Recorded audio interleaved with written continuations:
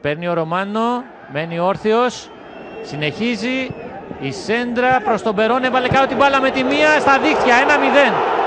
Άψογη συνεργασία των Αργεντίνων και 1-0 στο 66ο λεπτό. Αφού έμεινε όρθιος ο Ρωμάνο, έβγαλε την assist και ο Περόνε σκοράρει.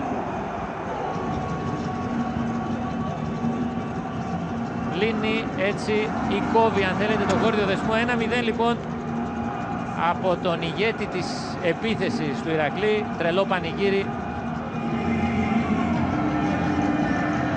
Όμορφο γκολ, αφού η μπάλα πήγε στο δεξί του Αργεντίνου.